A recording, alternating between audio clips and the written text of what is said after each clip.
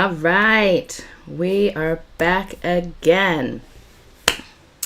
Here's the truth many leaders feel but rarely admit. If your organization is constantly putting out fires, if decisions take too long, if your team is tired, unclear, or stretched thin, one of the 3 pillars that hold your organization together is already breaking. And most leaders do not see it until something collapses. If you are new here, I'm Nkoyo F. Young-Lewis, attorney, strategist, and creator of the Impact Triad Framework. I help executive directors and board chairs build audacious, future-proofed organizations by strengthening culture, capacity, and compliance. And you are here in day 5 of the Governance in Real Times, and this is a daily micro training series designed to help you lead with clarity and courage in a season of rising scrutiny, pressure, and uncertainty. In the next 10-15 minutes, I'm going to break down what I have called the Impact Triad. That is our signature proprietary framework here that has grown from years of working with nonprofit organizations, often getting called in when stuff hits the fan and kind of trying to reverse engineer how we got there so we can avoid that path in the future. And I have found that these 3 pillars that make up our Impact Triad quietly determine your organization's health and your leadership's strength. So by the time we finish our time together, you will walk away with a simple way to diagnose which pillar is strongest and which one needs your attention right now. So we're going to go ahead and dive in. As I mentioned, we're going to talk through what is the Impact Triad. And it's a triad because there are 3 pieces that work together in tandem. And often what I find is that organizations look at each of these things separately. They hire a different consultant or expert to help them with each of these pieces independently, and then they don't speak to each other. And so we really think about the Impact Triad here at Ibanisong Solutions as part of, as your operating system, right? The internal engine that fuels your organization. And so as a brief sort of big upscale sort of high point teaching, I'm going to, let me make sure this works. Let me make sure it's gonna work. Let me see. I'm gonna show high level like what this is, and then we're actually gonna break down and talk through each of the sections. All right. So go ahead, if you're here online joining me live, welcome. If you are watching the replay, you are also welcome. But go ahead and drop in the chat if you have ever felt any of those 3 things, that your org is sort of, constantly putting out fires, that decisions take way too long, your team tired, unclear, stretched thin. If you have felt any of those things, I have a pathway forward for you, and I'm really excited to share it today. So let me get over here and see. That's not what I want to share. Here we go. Gotta love tech.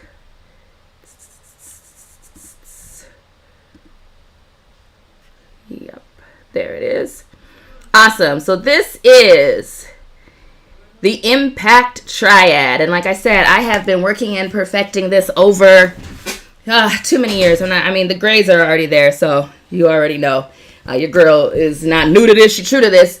But I have been perfecting this over a long period of time. Like I mentioned, I've spent a lot of my career in traditional legal practice. And so oftentimes, we get called because something will go on, and usually not great all the time, although also get those calls when they were things we were trying to build. So what I have found is that there are 3 sides to this operating system, this triad that really leads to sustainable impact. And they are culture, capacity, and compliance. And so when I'm talking about culture, we are looking at your vision, your values, your vibration, like how you're showing up internally and externally in the world. And I think sometimes organizations really focus on the external and forget that, you got to live those values internally as well. And then we have capacity. And I talk about these around people, programs, and partnerships, but I'm going to share with you that it goes deeper than that. And that oftentimes that's surface level things, but underneath that is how we build all of that. And we'll get into some of that today. And then, of course, the third part of our triad is compliance. And that's where we're really focusing on the rules, the regulations, and your responsibilities as people who have decided to hold vision and mission and chart a path forward that is unlike the world that we are currently seeing. And so when we have these things working in tandem, our belief here and what we have seen with organizations is that when culture, capacity, and compliance are vibing, we have creativity, we have clarity, and we have conviction in the work. And every last one of those pieces is absolutely needed in order to design what's next, to do something new, audacious, and bold that actually holds the future that each of us deserves. So let's go ahead and just get into these three parts. And I'm going to talk about them here, each one on its own. So we're going to start with culture. And I start with culture because the best strategy will be useless if your culture is not together. I think it's Peter Drucker who says, culture eats strategy for breakfast. And I have seen that. We can come up with amazing plans, and the culture is not ready to support those movements. And so we don't see what we need to see. The outcomes don't happen. There's a huge, great book, Change Enthusiasm, Cassandra Worthy, who talks about the emotions around change and how sometimes we think about change management and the systems and the processes, etc., but we forget the people. And so the culture part is us really thinking about the soft components of our work that, while soft, are absolutely indicative of how successful we will be or not.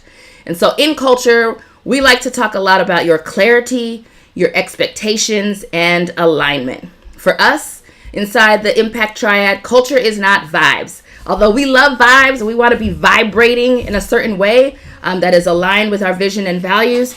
It's not just like, oh, it feels good, it feels fun and exciting in here.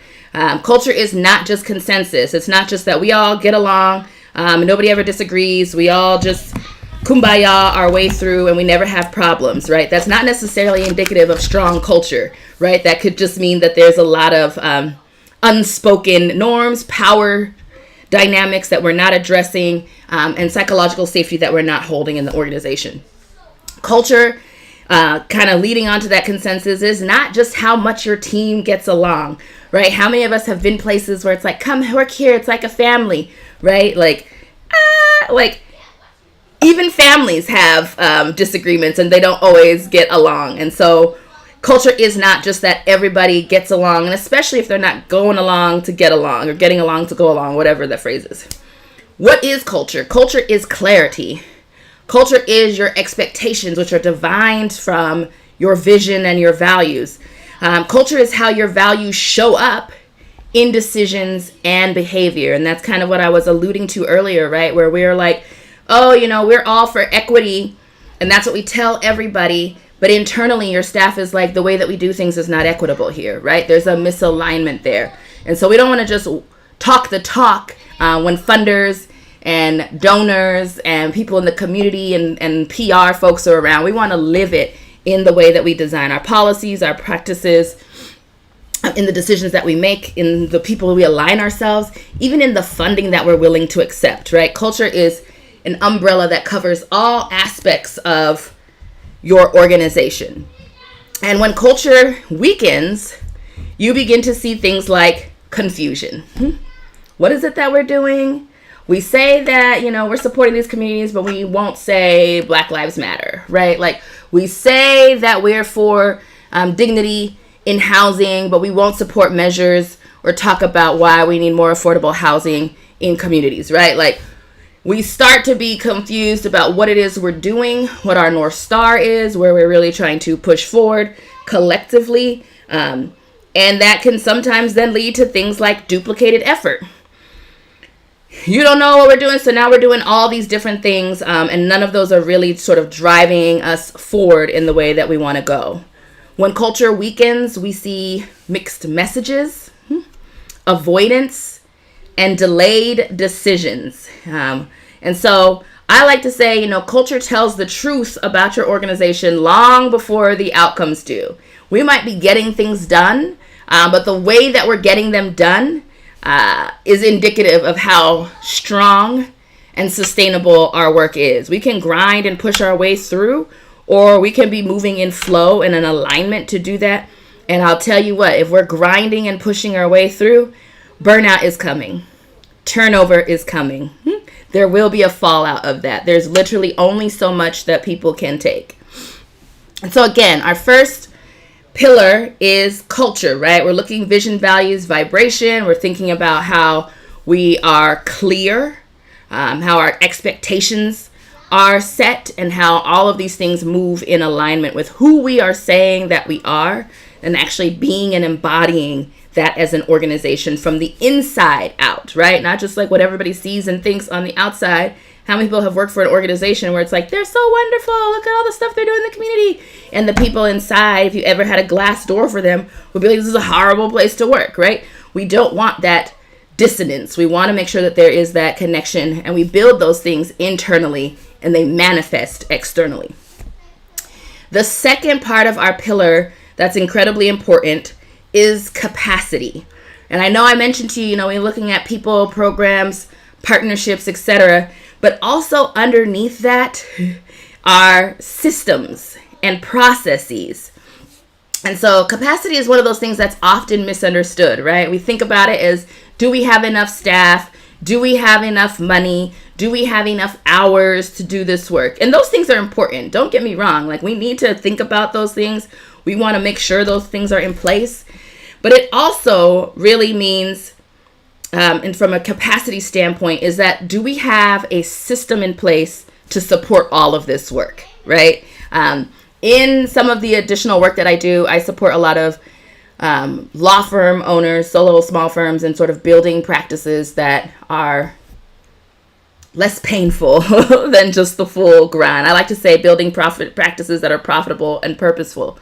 And a lot of what we talk about is actually designing intentionally for the outcome that we want and putting in the right systems. And a lot of times before we can really get the systems in place, we have to understand our process, right? We have to figure out what tools are out there to help us amplify that process. And then we want to bring people into that process so that they have a smooth runway to work.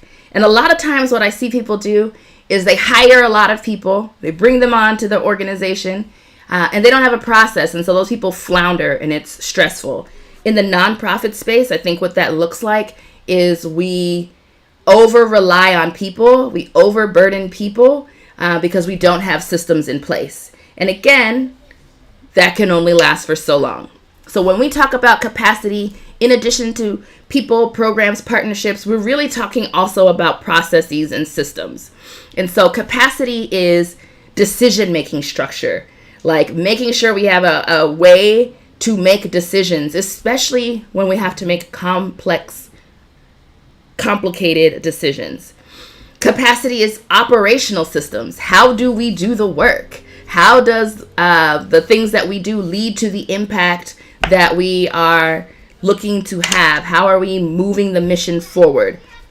And not just, it kind of came together one day and it was just magical, but how are we systematically making sure that we get outcomes that we could get recurring, replicable outcomes? And then, of course, communication flows.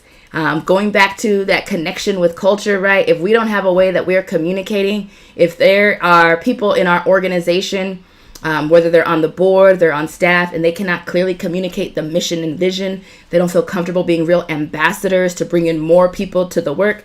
If things get stuck in silos because we haven't figured out communication styles, it really can impact our ability to do the work. And then, of course, the last thing is just like how work moves through your organization. I work with boards a lot, and often what I see is they're like a few overperformers, right? There are some people who were like, we're just excited they showed up to the meeting so that we can have quorum. But they're regularly underprepared. Like, they may not have read anything. They might have attitude while they're there. And then you have some people who are stewarding the work all the way through. They're following up. They're leading committees. They're catching and picking up other people's slack. And so we have to think about how work moves through the organization, because when it is not moving equitably, people also burn out. And then you have turnover on your board or on staff. So we want to be thinking about that. And that is a piece of capacity that sometimes we're not always thinking about when we're just thinking about dollars and people and hours and volunteers.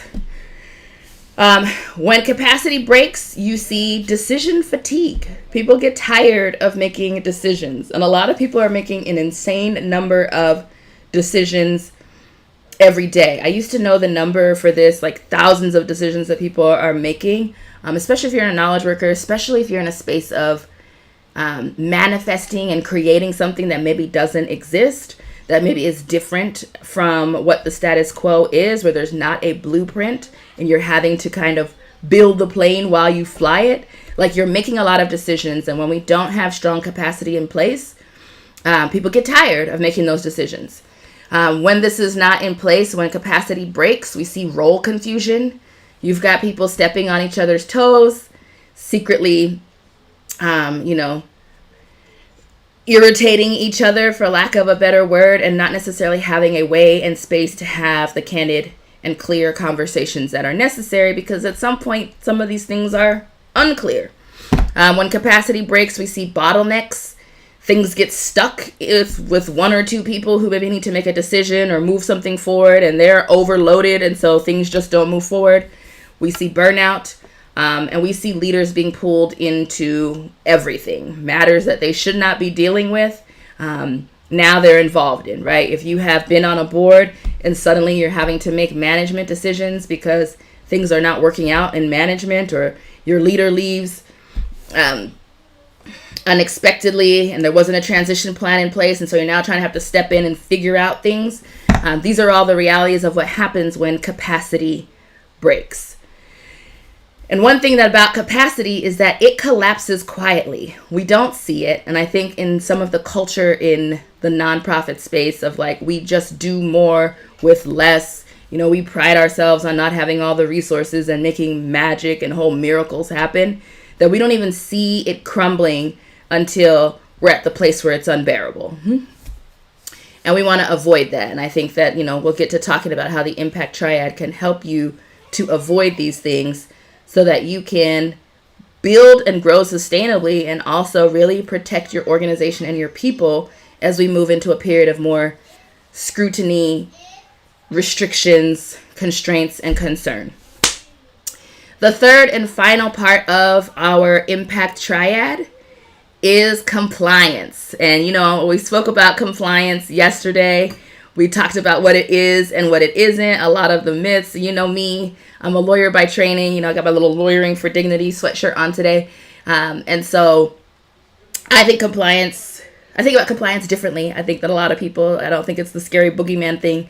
It is an opportunity to build protection and trust, in my opinion, and in my experience and the work that I do with organizations. That's how we approach compliance, as a tool that can help us protect our mission, protect our people, and build trust with our stakeholders. And so compliance is the pillar that many organizations overlook until it is too late. I told you, when I was practicing in a traditional way, had my own firm, I often got the call because it's like, oh, we think we have a lawsuit coming. Oh, we haven't filed our 990s, and, we're facing an auto revocation. Oh, we have some folks who are upset and we're not sure, should there be severances, like what needs to happen? Hey, we are being audited and we haven't kept our minutes, and so we can't necessarily justify all of the decisions. What do we do? How do we fix it, right? And that's oftentimes when people pull out the policies, look at the bylaws, have to, in some instances, seek legal support to help them navigate challenging situations. But like I shared yesterday, compliance is not punishment. It is protection. It is trust. It is your organization's ability to withstand pressure. Like I mentioned, when we have our compliance in place and we understand the parameters, we can make bolder decisions. We can do what we need to do and plan ahead to ensure that we are crossing every T, dotting every I that's necessary as we are building something new. When compliance weakens, we usually see missing documentation, right? Where are the meeting minutes for that? There are no minutes. We made a decision. We moved money. Who approved it? There's no documentation of that, right? When it weakens, we see policy gaps. Maybe policies are outdated. Nobody has looked at them, updated them, and practice definitely doesn't align with the policies, which also leads to risk exposure, right? And we don't, as we move into 2026 and beyond, we do not want to deliver own goals, right? We don't want to expose ourselves unnecessarily around things that we can actually control, around things that are clear. When we have compliance weaken, we have weak oversight. Our boards are not as attuned to their role, their fiduciary duties to actually oversee what's happening in the organization. And that's where you see things like misappropriation of funds, right? How many executive directors have we seen? We've seen the news articles, etc., about people misappropriating hundreds of $1,000s of funds or sending funds and using them in ways that are like inappropriate. We have the stories of nonprofit leaders, homes being raided and being brought up on fraud, etc. type of charges. And so we want to make sure that our compliance is strong so that we deliver the level of oversight that keeps everybody honest. And then, of course, probably top of mind for folks right now is weak compliance leads to funding vulnerabilities, right? And there are a lot of ways in which fundraising is regulated. Even when you're getting grants, there might be things that are restricted or unrestricted. And so if you're not raising enough in unrestricted funds, you can't use your restricted funds. But we sometimes see people doing what they got to do to survive, but then getting in the place where funds might be called back and you have to figure out how you're coming up with $100,000 in 24 hours, right? Or you lose goodwill and trust and tarnish reputation. And so people are slow to donate, whether those are individual donors, foundations, etc., because you don't have a reputation of being in compliance with what's required to run your organization, to run a nonprofit, tax exempt, if I want to be precise, organization. So compliance reveals whether your organization is designed for stability. And again, I think about compliance hiccups as like own goals, right? We're just like scoring on ourselves, and there's enough opportunities for other people to dunk on us because of structures that are, I won't go into the way that we have designed tax exempt organizations and the laws and et cetera that kind of have us fighting in a David and a Goliath battle with one arm behind our back. But we don't need to also make it hard for ourselves by failing to do the things that we are required to do. I always tell people when they want to start a nonprofit or they want to join a board, like these are heavily regulated organizations. There are fiduciary duties. There are actual legal responsibilities. And so it is not just like, I'm passionate and I care and I just kind of want to see what's going on. Like you are literally stewarding change. And so our level of compliance, which, I had a colleague who used to say, like, that's the floor. Like, this is the basics, right? And making sure that we get the basics right really does help us design for stability. So, I talked to you about culture. I talked to you about capacity. I talked to you about compliance. Here's the question I want you to sit with. Which of the three pillars is the weakest in your organization right now? Is it culture? Is it capacity? Is it compliance? Which one feels heavy? Which one feels unclear? Which one is quietly undermining your progress? If you're bold enough, I'd love for you to drop a comment in the chat. Just drop culture, capacity, compliance, whichever one it is. This is a judgment-free zone.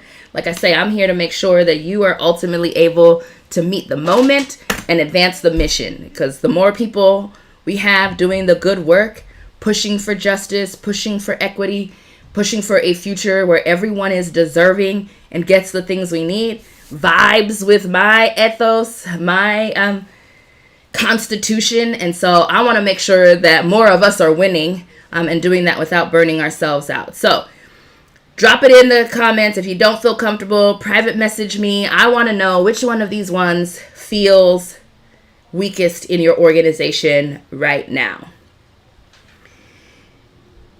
And if you're not entirely sure, you're like, I don't know, I haven't really thought about these 3 things. I haven't really thought about the operating system of how my nonprofit runs. I'm just like, we're just day to day trying to survive, trying to stay out of the crosshairs, get funders to give us money that we can use to build, get enough volunteers while we're seeing a volunteer shortage, all those things. Here's a simple diagnostic you can run today. And I call this like our 1-minute triad check, right? So under culture. Do people know exactly what is expected of them? What they're required to do and what they don't need to do? Is that very clear? Can everybody speak ad nauseum about the mission? Or do only a few people really hold clarity around what's supposed to be happening? In terms of capacity, are there places where decisions completely bottleneck? It's just like we put it out there, we do all this stuff, and we never see the progress move forward. Right? Are your people burnt out? Are they doing the most with the least and having to sort of build everything each time, and there's no sort of replicable process, no systemic way in which we move work forward? Is there work missing that you're like, man, we started that project and I don't even know what happened, and it's not like we decided that we were going to deprioritize it. We just forgot about it when something else happened. In terms of compliance, can you document your last major decision? Do you have the receipts? Can you access your meeting minutes? Are they available in a medium that people can review them if you're ever asked? Whichever question feels uncomfortable, that is your starting point. That is where I would suggest that you start digging deeper and figuring out how we build more strength and exercise that muscle so that we can get this triad, this operating system working in tandem and moving you forward in the way that you need to go. And let me tell you why this matters now. I was going to pull up something, but now my computer's being funny, so I won't worry about it. So, why this matters now. The organizations that will lead through 2026 will be the ones with aligned culture, capacity, and compliance. I'm a lawyer, so we don't necessarily guarantee anything, but I have a very strong hunch that those of you who have your culture, capacity, and compliance together will fare far better than those of you who do not. And they don't have to be perfect. I'm not talking about like everything is top tier. And we actually internally at Ibani Song Solutions, we have like an assessment that helps you look at different components and prioritize which of those things we need to put into a plan to move forward to get you 1% better, right? We're not looking for perfection. We're looking for alignment. And so this is not a moment for guesswork. Like, this is not a time for us to be trying to figure it out while there is an active attack threat on this sector, right? This is a moment for clarity. It is an opportunity for us, like I said, I had that thing up here. Let me see if I can find my screen again. About the importance of having our clarity, our conviction, and our creativity as we're moving into a space and time where the decisions are not going to be as black and white or clear about how we need to move to protect ourselves, to protect our communities, and to show up for the causes that we support. And so your team, your board, and your community need you to build from strength. It's really hard to fight against other people when you are worn down. And let me be very clear for many of you who are in the business of advocating for people and communities and causes that have been deprioritized, whether that's climate justice, health justice, racial justice, educational justice. wherever it is, women's rights, reproductive justice, wherever this falls for you in the work, you have to be fighting from a position of strength. And we also have to build in the rest and renewal that's necessary for you to keep fighting, because it's a long game that we're in. Those of us that are pursuing a more perfect union, those of us who are actually trying to build the future we deserve, this is a long game. And some of this work will outlive us, but we want to make sure that we are leaving a legacy of improvement and impact for future generations to carry. And so, if one of these pillars revealed itself today, I want you to pay attention to that. It is showing you exactly where your organization needs support right now. And you don't have to do everything, right? We're very big here about prioritizing, because there are so many things to do. And if we got caught up in how many things they are to do, we won't do anything. And so we need to really focus on where we need support right now. And on December 2nd, I am breaking down this framework in full during our Govern Audaciously: How to Protect, Prepare, and Position Your Nonprofit for 2026. We're actually going to be talking about, some of the regulatory changes that I have been tracking for the last 6 to 8 months, what things are happening in the funding space, in the regulatory space. We're going to be talking about how these 3 areas that are quietly running or ruining your organization right now are operating, and how you can be prepared to improve those things in a way that will better protect and safeguard the work that you're doing. And we're going to be doing that with the spirit of joy and a little bit of fun, because life is heavy. There's a lot of things to do. And so we got to laugh our way through. Laughter is medicine. And so hopefully it should be a good time. And so if you want clarity, if you want protection, if you want a strategic pathway for what is coming, I want you in that room. It's free. It is strategic, and it's built for executive directors and board chairs leading in uncertain times. And spoiler alert, we're all leading in uncertain times.